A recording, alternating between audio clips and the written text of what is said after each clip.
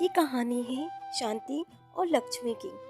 लक्ष्मी जो है वो शांति से कहती है, अरे शांति, तुम बहुत ही भाग्यशाली हो जो तुम्हें इतना अच्छा बेटा मिला है। अरे लक्ष्मी, तुम्हें तो पता है ना कि मैंने कितने सालों से इसे अकेले पाल रही हूँ। अरे जब से इसका पिता गया तो मैं तो बिल्कुल ही निराश हो गई थी, लेकिन तुम्हारी बदौलत, तुम्हारे आश्रय और तुम्हारे सहारे से आज देखो मेरा बेटा एक बहुत ही अच्छा और अमीर आदमी बन गया है। पढ़ लिख के आज बहुत ही बड़ा आदमी बन गया है। ये सब लक्ष्मी सिर्फ और सिर्फ तुम्हारा साथ देना और तुम्हारी वजह से हुआ है। अरे शांति, नहीं नहीं, ऐसी कोई बात नहीं है। बस जैसे वो तुम्हारा बेटा है वैसे मेरा भी बेटा है।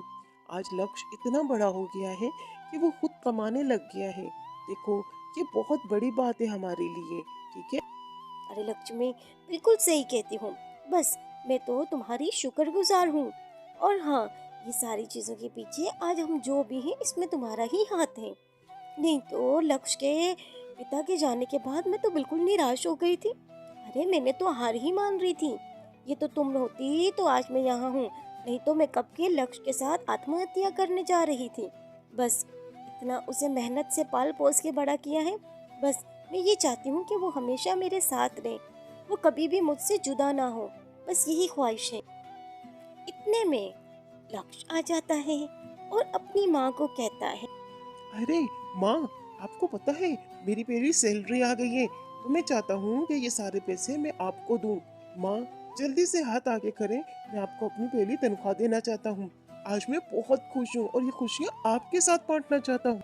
अरे बेटा, ये तो बहुत ही अच्छी बात है कि तुझे पहली सैलरी मिल गई है। चल जल्दी से ये भगवान जी के चरणों में डाल दें, ताकि तेरी ये पैसों में बरकत रहे और उनका आशीर्वाद भी तेरे ऊपर रहे। चल जल्दी से जा दर्शन करके आ मेरा बेटा। अरे माँ, मुझे किसी भगवान की जरूरत नहीं है। मेरे लिए आप ही सब कुछ हो, मेरा भगवान और सब कुछ। तो इसलिए मैं ये सैलरी आपके हाथ में देना चाहता हूँ। मैं चाहता हूँ कि ये सैलरी मैं भगवान जी के नहीं बल्कि आपके चरणों में रखूँ। क्या कहती हो इस बारे में? हाँ। अरे तुम दोनों माँ बेटे का प्यार देख के तो मेरी आंखों में आंसू ही आ गए। अरे बहुत ही अच्छा लग रहा है तुम्हें देख के। शांति, मैं तो कहती हूँ जैसा ये कह रहा है वैसा करो। अरे ये तुम्हारे चरणों में रखना चाह रहा है, ये तुम्हें ही सब कुछ मानता है, तो इसे किसी भी भगवान खुदा की जरूरत नहीं है, समझी। आए दिन लक्ष्य की कामयाबी के चर्चे तो आम ही होते जा रहे थे।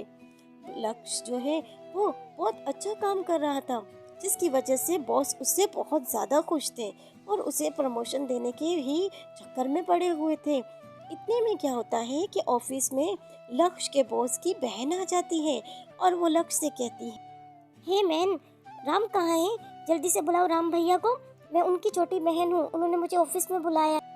अरे ठीक है मैडम, अगर आप उनकी बहन हैं तो आप वेट करें, वो एक मीटिंग में है। और जब तक मीटिंग खत्म नहीं होगी मैं आपको उनसे मिलने की इजाजत नहीं दे सकता, सॉरी। ये सारी बातें सुन के नेहा के तो होश उड़ जाते हैं कि किसी में इतनी हिम्मत कि वो मुझे रोके। और मन ही मन में वो लक्ष्य को पसंद भी करने लग गई, क्योंकि ऐसा लड़का तो उसने कहीं देखा ही नहीं जो कि इतना हैंडसम था। इतने में राम और लक्ष्य आमने सामने होते हैं। नेहा आती है अपने भैया से कहती है, अरे भैया, ये कौन है और यहाँ पे क्या करता है? इसने मुझे आपसे मिलने से रोका है। अरे नेहा, ये हमारे यहाँ का वर्कर है, ऑफिस में काम करता है, बहुत अच्छा लड़का है। और यही तुम्हें काम सिखाएगा और इसी के साथ तुमने काम करना है। सारा काम का तरीका लक्ष्य तुम्हें सिखा देगा, ठीक है। यहाँ पे तो कुछ और ही हो रहा होता है। काम के बहाने तो दोनों में इतनी कुर्बत हो जाती है कि दोनों एक दूसरे से मोहब्बत करने लगते हैं और शादी कर लेते हैं। लक्ष्य जो है शादी करके नेहा को अपने घर ले आता है। नेहा की सास तो नेहा को देख के बहुत खुश होती है कि इतनी प्यारी बहू तो उसने कहीं देखी ही नहीं। अरे नेहा बेटा, चलो मैं तुम्हारा स्वागत करती हूँ। वो जल पानी से और बहुत सी चीजों से तुम्हारे रस्में करती हूँ। अरे सासू माँ, मुझे इन रस्मों रिवाजों की ज़रूरत नहीं है। काइंडली आप मेरे साथ ये सारी फॉर्मेलिटी ना करें, क्योंकि मैं जो हूँ बहुत ही अमीर घराने से हूँ, जहाँ पे ये सारी चीज़ों को बिल्कुल फजूल समझा जाता है। तो सॉरी टू से। अरे ये क्या हो गया है? सारा काम तो लक्ष्य की माँ कर रही थी। और नेहा का क्या काम था, बस पूरा दिन मोबाइल इस्तेमाल करना और फोन पे बातें करते रहना और लक्ष्य को ये जाहिर करना कि सारा काम वो करती है। यहाँ पे लक्ष्मी आती है अपनी दोस्त के पास फिर से, उसे समझाती है कि सारी जिम्मेदारी तू अपने सिर पे अकेली ना ले, थोड़ी बहू को भी दे दे। और दोनों आपस में यही बातें करते हैं।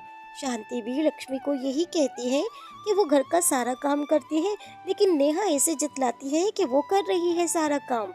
इतने में क्या होता है कि दोनों आपस में सोच विचार करके नेहा के ऊपर जिम्मेदारी डालने की कोशिश करती है, लेकिन नेहा इतनी ढीठ के कहाँ माने।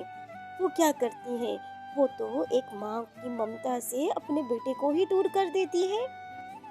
नेहा जो है वो शांति के बेटे को लेके बहुत दूर चली जाती है। शांति बहुत उदास हो जाती है। जिस शांति ने अपने बेटे को इतनी चाह से पाला और वो उसे लेके गई। एक दिन क्या होता है कि लक्ष्य की तबीयत बहुत खराब हो जाती है।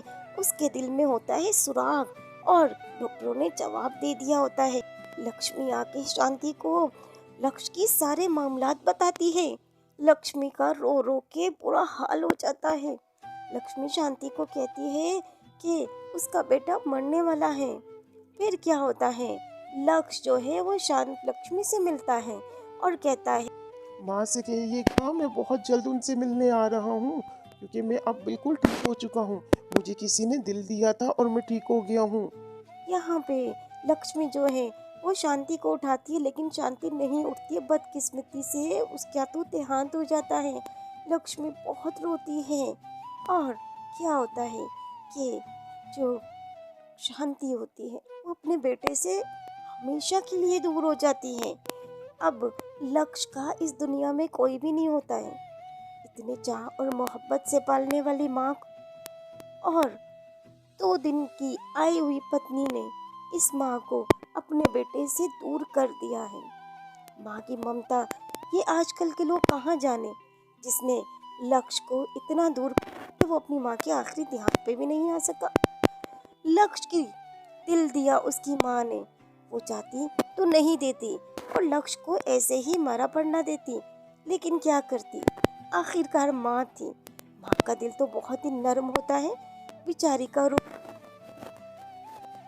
बेचारी लक्ष्मी क्या करती, उसने तो बहुत, और शांति की का तो पता ही नहीं था कि जान चली।